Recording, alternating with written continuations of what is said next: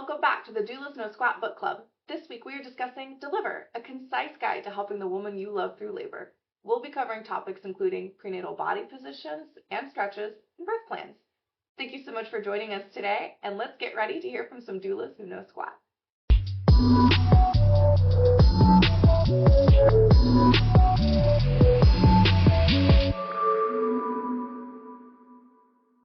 Okay, so chapter 3 is covering the last few weeks. I put page 18 to 24 covers positioning for ideally what position do we want baby to be in when you give birth, and then talks about how we sit, how we live our lives, what kinds of stretches that we do, and how that affects the way the baby is sitting in utero. Is that something that you guys talk about with your clients in your prenatals, and how does that kind of look? What kind of suggestions do you give? I always ask, like, after they've had an appointment, like, how did they say the baby's sitting? Or do they think the baby's moved a lot? Mm-hmm.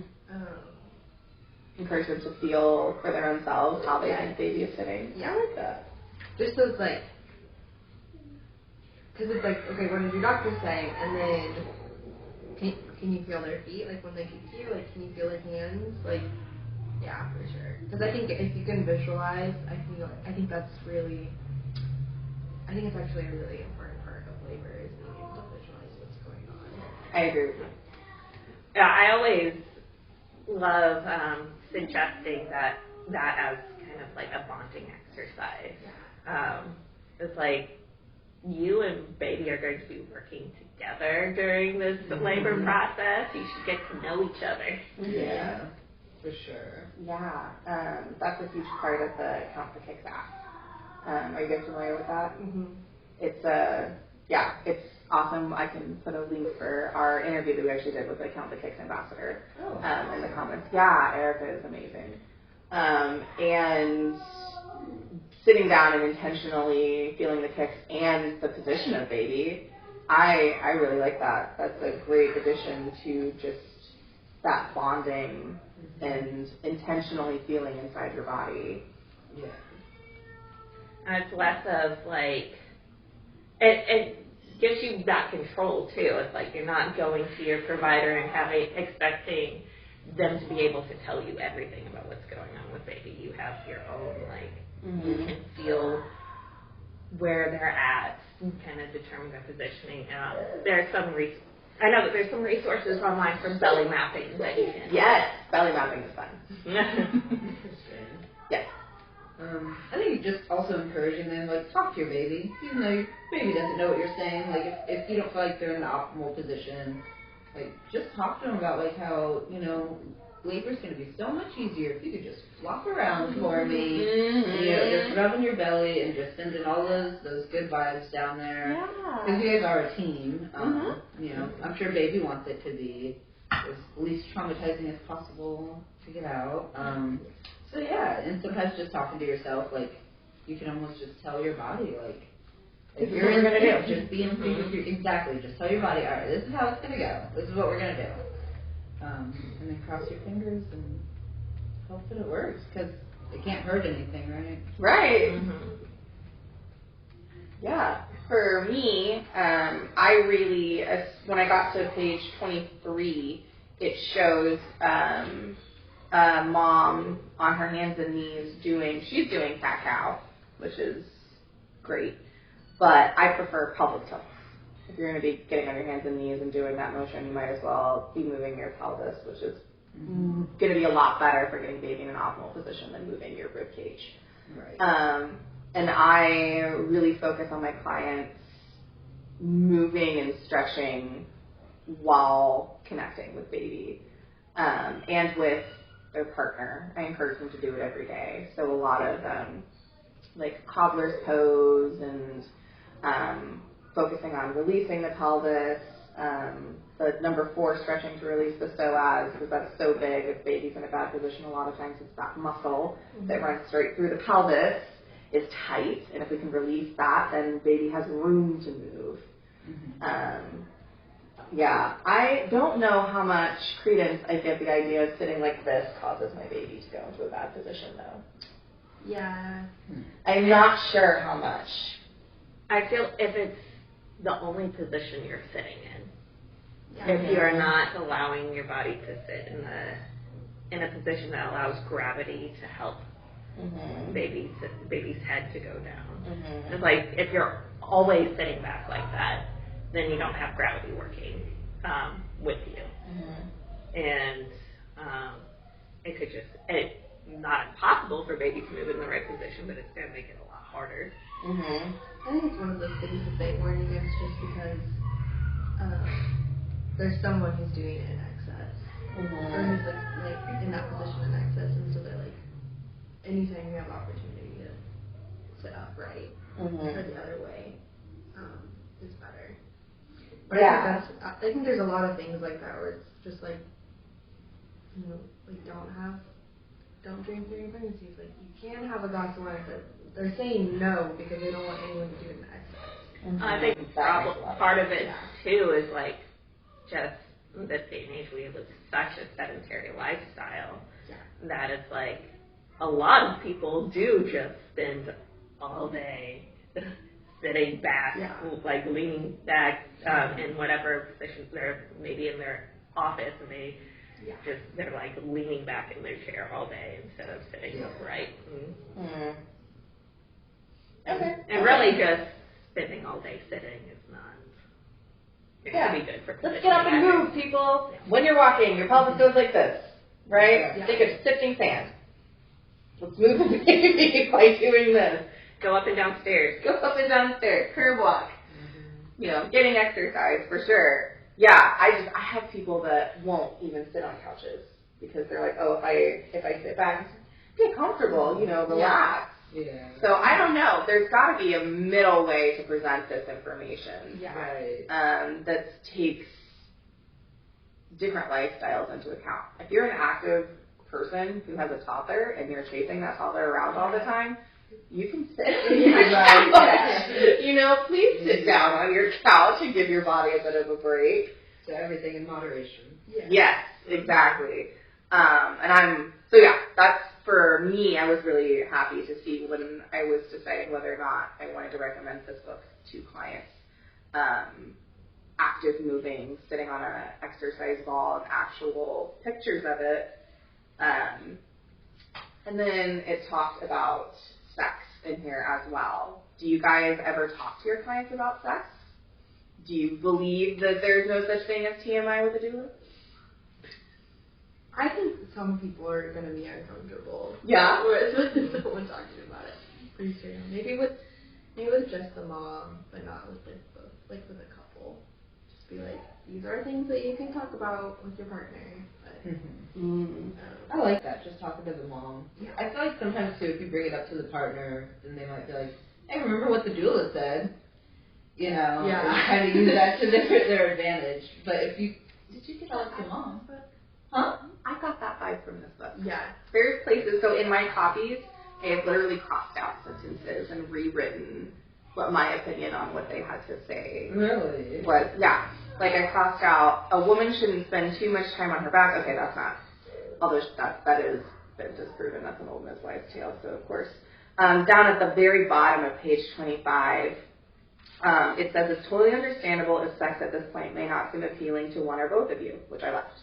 And of course, that's okay. It may be time to consider, and I crossed out, taking one to the team.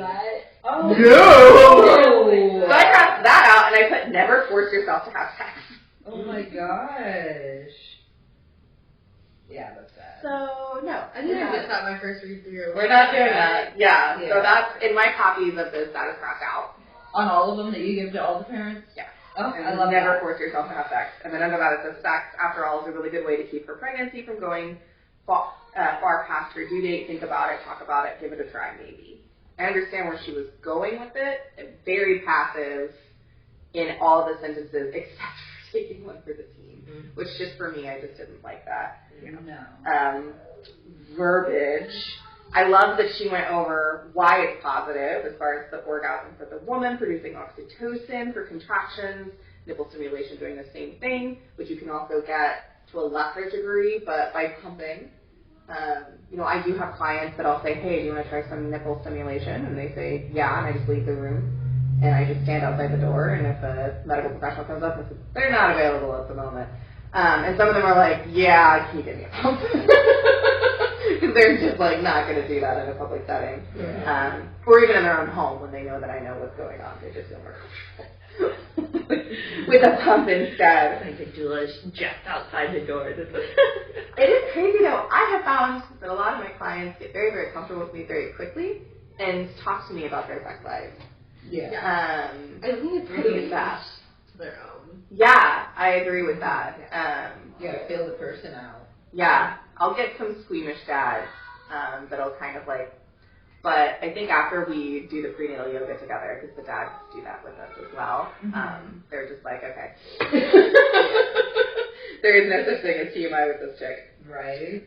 Cuddling, and then semen-containing prostaglandins. I think it's something that a lot of people don't think about. So that's where a lot of like, oh, well, there's other things you can do if you're not comfortable having sex. You do miss the prostaglandins from semen. But other than that. Yeah. Okay, awesome. Oh, actually, remember having a conversation with my sister before she went into labor. She called me, and I was standing in the middle of a room. And at the time, we were living in our friend's spare bedroom, just like 4 or 5 months ago.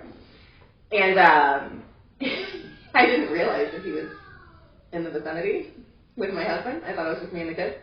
And she was like, I just feel like sex could help me go into labor. And I was like, oh, absolutely. You need to, like, if you're comfortable with that, go have sex, and the prostaglandins and the semen is going to be really helpful. And I turn around and hi, guys. You should always let me know when you're in the room. You have no idea what I'm doing. Loud footsteps, maybe some banging hands. Yeah. I do love that it talks about orgasms for the women. Yes. Specifically, and not just sex. So if she doesn't want to have sex, she doesn't have to. So have you had any women that have actually tried that during labor? Mm-hmm. Yeah. Yeah, they bring a vibrator. Yeah. Yeah. And it provides some comfort. Oh, yeah. Mm-hmm. Awesome. And it brings on contractions. It's actually very interesting because I always have a perinatal, where I sit down with them after they've had the baby. Tell me your birth story because I wasn't there. That's very cathartic for both of us. And it helps me grow as a doula, knowing what worked and what didn't. Yeah. And they'll always tell me, like, it was the weirdest because, like, it brings on contractions. It's just uncomfortable, but obviously having a great time. Right. That's so weird. You get both. Yeah. Yeah. That's another instance where I leave the room where I'm like, hey, do you want to get your vibrator out? I'm going to go grab something to eat. I'll be right back. You know. Yeah. I'll not. Yeah. I'll not. Yeah. That's awesome, though. Okay. Birth plans, a good or a bad idea? This is another place where I cross out. It says, indeed, over the last few years, birth plans have gotten somewhat of a bad rap, and I crossed out perhaps with good reason. Because, no, it's not with good reason. Birth plans should not have a bad rap, in my opinion, at all. So, opinions on birth plans, and do you do them with clients? I usually call them birth intentions. Oh, that's cute. I like that, intentions. And because it's like, this is a plan, but I'm not only going to talk to you about your plan and stuff, obviously, but these are the things that you desire, and then, you know, even in the circumstances where maybe it doesn't go to what would have been a plan, you have the other intentions on there as well. I love that. Okay, very cool. Yeah. Can I renaming it? Use that pen? I think it's soft. It's like a little bit of a softer name too for nurses. Yes. So. Oh, yeah. They plan does sound so like mind tricks with the medical staff. Yeah, hey, you gotta become their friends. That's a good part of the job of a doula is becoming friends with them. I was like, I love nurses. Oh yeah, so much. They're great. when they're great. I'm happy to hear they're great. They're great when they're great. Absolutely. Yeah. What about you? Do you do birth plans with your clients? I'm gonna start doing birth intentions. But yeah, it's just nice to get them to visualize what they, And I try asking, like, in a perfect world, what would your birth look like? Mm-hmm. Okay, now if there were some hiccups, what would you be okay with and what would you not be okay with? Mm-hmm. Because it's just, like, not everyone's is gonna be the same. Like, what I think a perfect birth isn't what you're gonna think it looks like, and I'm here to support you. Yeah. Perfect. But not have anything to again. Yeah, exactly. I feel like the birth plan is like the ideal resource for presenting the places where they have options. Mm-hmm. Like, oh yeah. As like they may have no idea that they have options about these things. So if you present them with a list of like all the various places that you can have options in what you're doing during your birth, and like discuss like if an induction needs to happen, how would you like it to progress? Like what is your first option that you'd like to take, and like just think about all of them, and because stuff like the induction is going to be like a several step process. Like you won't necessarily just get on Pitocin and labor. Yeah, please don't start induction with Pitocin. Not FDA approved. Don't do that. And then like making that plan for if you do need to have a C-section, what options are available to you, and all. Just get them thinking about all of the options. When I took my my doula class, it was through DOULA, but they gave us a map. It was like a road map of labor, and it's like colorful, and it shows the different paths that labor can take. I literally will walk through with clients, be like, okay, at this step, at this step, at this point, and that's how we'll be like, okay, if this were to happen, how would you like that to go? Because they will present these different options to you at this point. Mm-hmm. Doctors never talk about this. Mm-hmm. I think that's insane. Like, you're just like expecting people to go in blind. And I've never had a doctor talk through that whole process with a client before. Yeah. Yeah, I mean, I mean, just to go outside of just birthing for a second, they don't really do that ever. But I found my doula experience to be very helpful whenever my daughter was in the hospital. They were like, "You're asking so many good questions." I'm like, "Yeah, I know." You are telling me stuff. But I shouldn't be having to ask. Right. You are having this predicate of you don't know what you don't know. Mm-hmm. And that's how I present, birth intentions. Yeah. As to, let's go through and look at this. I was doing a prenatal last night, and I leave. So for the ministry does it a little bit different than I do to my personal business. This is a ministry client. So I left a birth plan with her to look over that has a ton of options listed, and then they put a 5 next to it means I really want to do this, and a 1 means please don't, and an X means under no circumstances do not do this, even if you decide it's medically necessary. The answer is no. Don't even ask. Which we'll get a lot of that on next to circumcision or something like that. But no, don't. We're not doing that. And she just kind of glanced over it and said, "What's aromatherapy?" And then that started a whole fantastic conversation of starting to introduce smells into her home that she could then bring. Yeah. That just going over the birth plan brought up the whole conversation. And we decided on her boyfriend's cologne. And he was so excited about that. He was a very tough guy. A very, very tough man. He didn't participate very much because he chose not to. Always welcome. And he came and sat down for just a minute when we started talking about this. And then I smelled his cologne as he walked by, and I thought, that would be perfect. And so I said, well, why don't we just, you've got a lot of positive memories, and I used it with him, using his name, which I won't say here. Let's bring his cologne. And he got really excited for a second, I would love that. And then he went right back and was I forgot to be still. And I love those conversations that get started with the birth plan, and for them to think about when you're not there. Yes, exactly. Mm-hmm. Yeah, what do we want after the baby is born?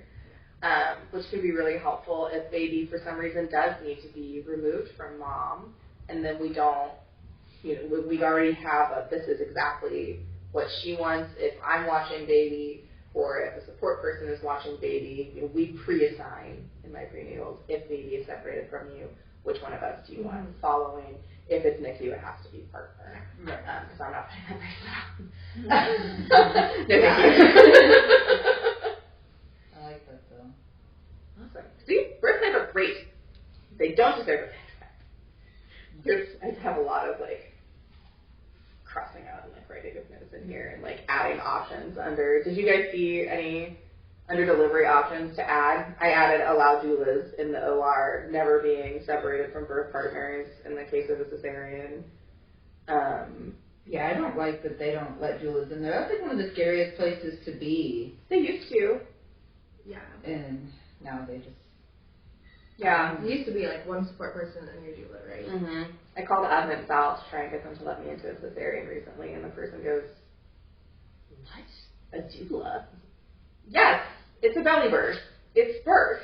Yeah. I attend my client's birth. And she goes, "I've never even thought of that." I said, "Well, it makes me really sad that you haven't, because we used to go into OR." And sometimes even the photographer, there could be multiple people.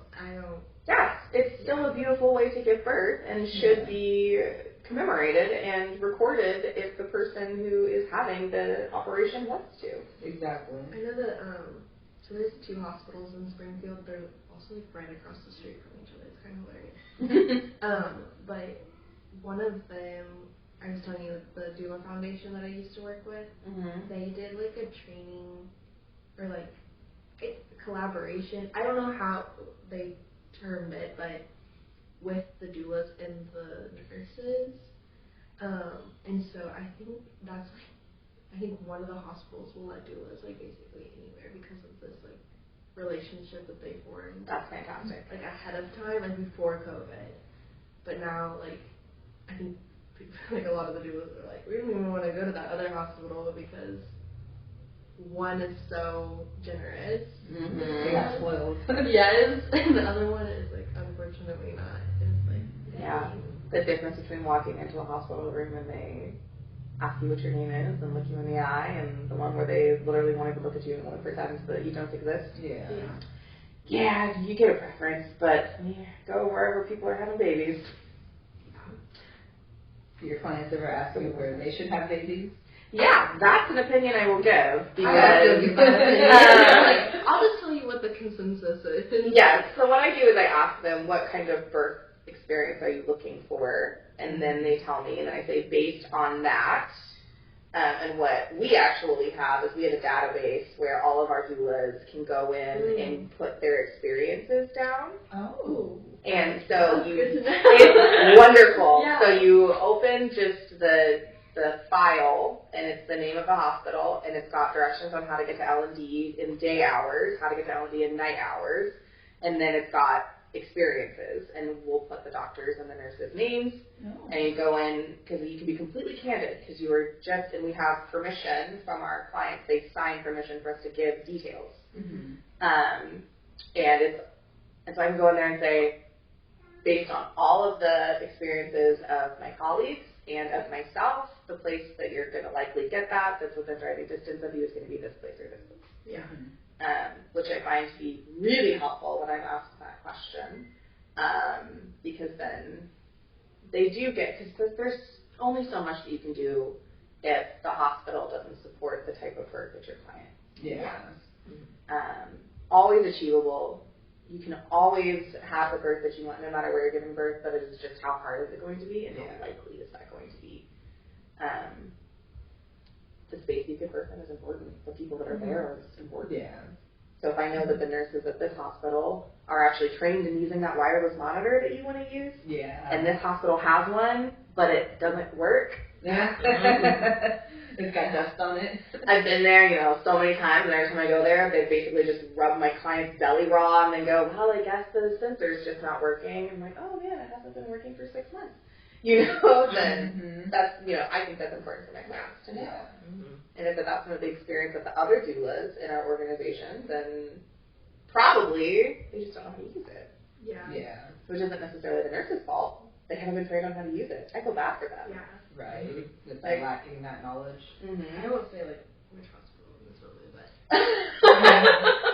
I have a cousin that's about to start nursing at a hospital that does not have the greatest reputation, and I'm like, no.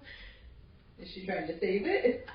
Well, like, what can you do? Like, she's like she was a student there, and now she's gonna be a nurse in labor and delivery. And I'm kind of like, do you know the reputation? Like, should I tell you? Like, or is it like beyond that at this point? Because you're gonna work there. Like, I don't know. Well, she probably doesn't have a lot of options at the moment. As far as like just having to get, yeah, wherever you trained. But my sister was a NICU nurse for quite a while. And there's a lot of contractual, will help you become a nurse and get the stuff paid off, but you have to stay here for so many years. And I'm like, I want you to be a great nurse. So I'm a little nervous for her to like, she did her training there, and now she's going to be a nurse there. And I'm like, I wonder, can I take you along maybe to DOULA sometime in a different hospital? That would be great, yeah. I think that's what I'm going to maybe offer. Both of us immediately are like, we have a shadow program. It is literally what we do. We bring people with us to birth. Well, we're not calling it that anymore. We renamed it. It's the apprenticeship program. Because we don't actually want our shadows to just be shadows. The whole point is for you to interact and learn. And we realized that term made it sound like we wanted them to not participate. Yeah, don't be a fly. Participate. Learn, you know. I think I told you, like, I got to do that I was an intern in education. Yeah, it was so cool getting to learn about another organization that does that. Yes, it was a dream. And I know, like, my doula that was my mentor, she had just had wrist surgery, so she needed another person, like, to do her job. And I went to, I think we had like 30 births in 2 weeks. Whatever. I was like, oh man, I've lived that life. You get to that last one, you're like, I'm good, I am great, I am caffeinated. We had two in the same hospital at the same time, too. So they were like, I was like going room to room. That sounds tough. Oh wow. Yeah. I'll come back up. I will not do that. That is, we've found my limit. That is it. I don't think she did call back up, just because I was there. Yeah, that makes sense. Yeah. Maybe. Yeah, like if my apprentice was somebody who had been apprenticing with me for more than one birth, it wasn't their first one. Yeah. Yeah. Like, all right, go spread your wings. Yeah. Right. Now's the time. Yeah. If you need any help, I'm just in the other room. That's a long. Like she was the full time period that they would allow you for, and she did end up having a C-section. But the other one that came in like one client laboring, she had like a super quick birth. So it was like, we're here already, and then we like go see her. She has her baby, and then we go back and hang out with the other one. And I got here first. That makes sense. Okay, that changes the situation quite a bit. Yeah. All right, I take back what I said. It worked out. It worked out. Good. I'm glad.